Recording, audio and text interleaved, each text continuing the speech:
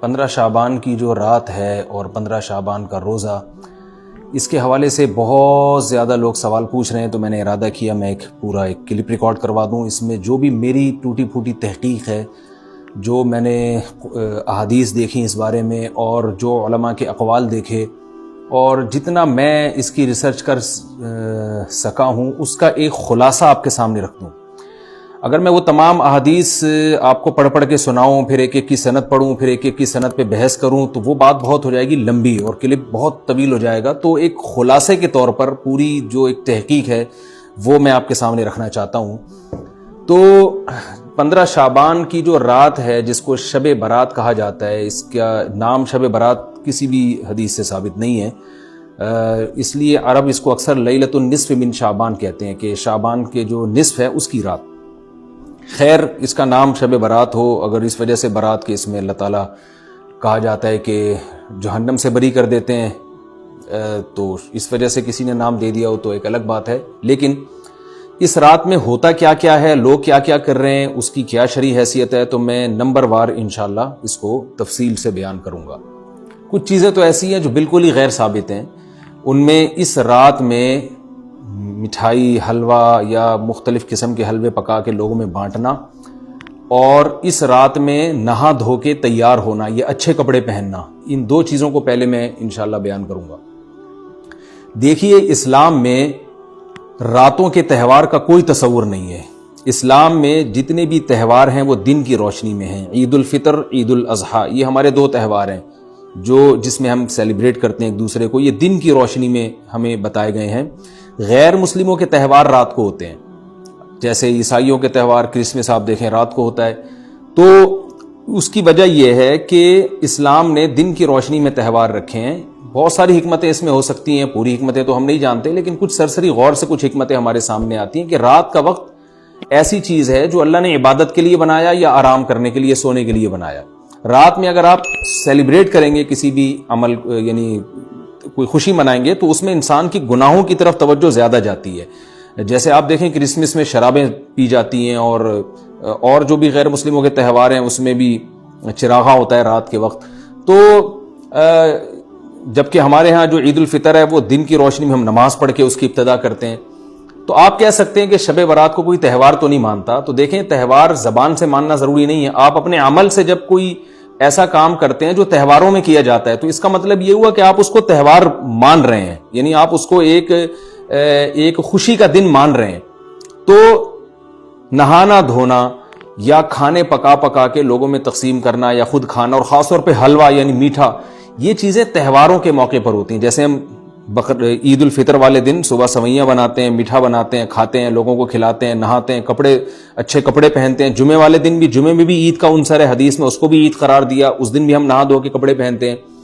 تو جو لوگ 15 شعبان کی رات کو نہاتے دھوتے ہیں، اسپیشلی اس رات کو کہ بھئی آج کوئی تہوار ہے یا آج کوئی خوشی کا دن ہے، اور مٹھائیاں کھاتے ہیں یا حلوے پکاتے ہیں، تو وہ زبان سے اس کو تہوار نہ بھی کہیں، اپنے عمل سے یہ بتاتے ہیں کہ یہ تہوار ہے، جبکہ یہ تہوار نہیں ہے۔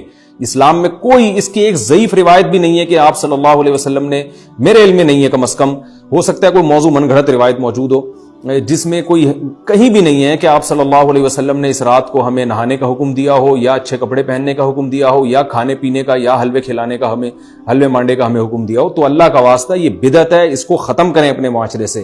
اور اسلام میں تہوار کا ٹائم دن میں ہوتا ہے۔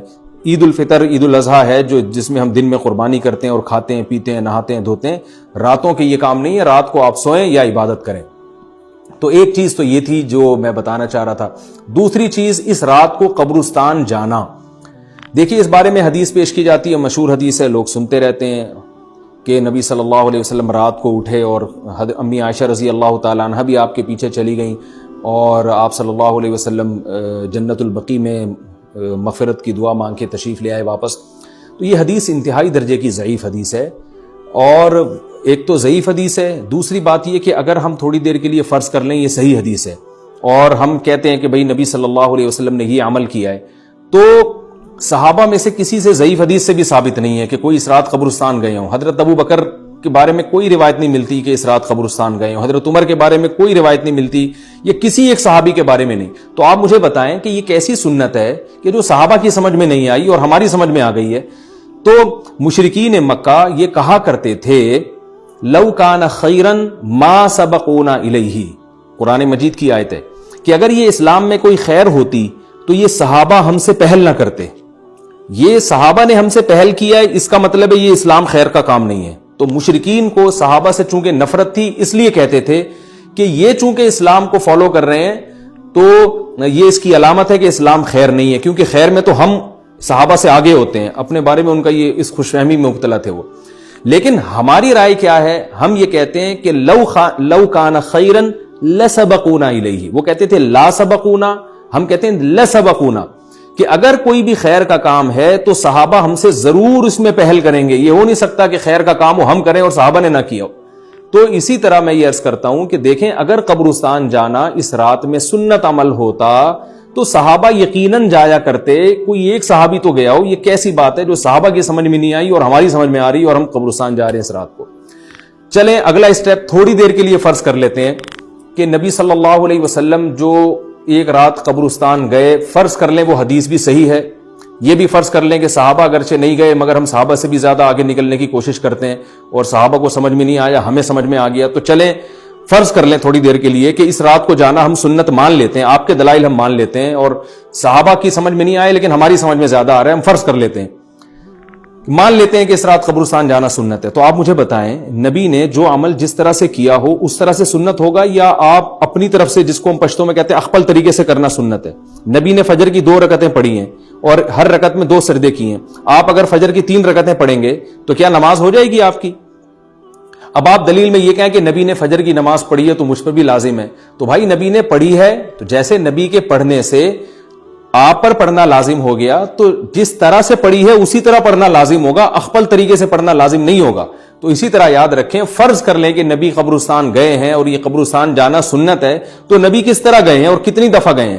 نبی رات کو چپکے سے اٹھ کے گئے ہیں، کوئی کسی کو آپ نے جمع نہیں کیا، کسی کو بتایا تک نہیں، جو اس حدیث سے پتا چل رہا ہے ہمیں، اگرچہ یہ ضعیف حدیث ہے لیکن فرض کر لیں یہ صحیح ہے. تو کہیں پتہ بھی نہیں چل رہا، چپکے سے قبرستان گئے اور چپکے سے واپس آئے اور پوری زندگی میں ایک دفعہ گئے. جبکہ ہمارے ہاں ہر سال قبرستان میں لوگ جا رہے ہیں، جب بھی شب برات آتی ہے لوگ قبرستان جاتے ہیں ہر سال. نبی ایک دفعہ گئے اور آپ ہر سال جا رہے ہیں. نمبر 2، جاتے جتھوں کی شکل میں، نبی تو چپکے سے گئے ہیں. تو آپ رات کو 2-2:30 بجے ذرا چپکے سے اٹھیں اور تنہائی میں جب قبرستان میں وحشت ہو اور اندھیرا ہو اور وہاں قبرستان جائیں، اتنا دم ہے آپ میں، تو ہم کہیں گے بھئی آپ نے نبی کی سنت کو زندہ کیا ہے. لیکن آپ تو جتھوں کی شکل میں جا رہے ہیں، نہا دھو کے جا رہے ہیں، خوشبو لگا کے جا رہے ہیں، تیار ہو کے جا رہے ہیں، اور جو کچھ وہاں خرافات ہو رہی ہیں قبرستان میں وہ تو ساری دنیا کو معلوم ہے. میلے ٹھیلے لگے ہوئے، وہاں پہ گولے گنڈے بک رہے ہیں، برگر بک رہے ہیں، گول گپے بک رہے ہیں وہاں پہ، اور پھول الگ بک رہے ہیں، ہار پھول قبروں پہ چڑھانے کے لیے. کیا بدماشی ہے یہ! کیا ہم منہ دکھائیں گے رسول اللہ صلی اللہ علیہ وسلم کو قیامت کے دن؟ آپ کے سامنے کیا وہ حدیث نہیں ہے کہ نبی صلی اللہ علیہ وسلم نے فرمایا کہ روایت میں آتا ہے کہ کچھ لوگ قرب میدان حشر میں آئیں گے تو ان کے چہرے ایسے ہوں گے جیسے میری امت کے چہرے ہوتے ہیں، میری امت کی شکل ہوتی ہے. حدیث کا مفہوم میں بیان کر رہا ہوں. تو جب وہ حوض کوثر کا پانی پینے کے لیے میرے پاس آئیں گے تو فرشتے ان کو بھگائیں گے، سحقن سحقن. تو آپ صلی اللہ علیہ وسلم پوچھیں گے یہ تو میری امت ہے، آپ تو فرشتے کیا کہیں گے کہ یہ آپ کی وہ امت ہے جنہوں نے آپ کے دنیا سے جانے کے بعد دین میں ایسی چیزیں ایجاد کر لی تھی جن کا آپ نے حکم نہیں دیا. تو آپ کیا فرمائیں گے؟ سحقن سحقن، دور کرو ان سے. تو ایسا نہ ہو کہ ہم قیامت کے دن رسول اللہ صلی اللہ علیہ وسلم کی شفاعت سے محروم ہو جائیں. تو اللہ کا واسطہ قبرستان مت جائیں اس رات، گھر میں بیٹھیں آرام سے، یہیں بیٹھ کے میت کے لیے مغفرت کی دعا کریں. اور اگر آپ سمجھتے نہیں یہ حدیث بالکل صحیح ہے اور جانا لازمی ہے تو پھر تنہائی میں جائیں، ایسے قبرستان کا انتخاب کریں جہاں آپ کے علاوہ کوئی بھی نہ ہو، اور پھر چپکے سے جائیں اور پتلی گلی سے واپس آ جائیں آپ. اگرچہ ہم تو اس کو بھی نہیں مانتے لیکن اگر کرنا ہے تو پھر اس طریقے سے عمل کریں اگر آپ حدیث کو فالو کرنا چاہتے ہیں آپ اپنے خیال کے مطابق.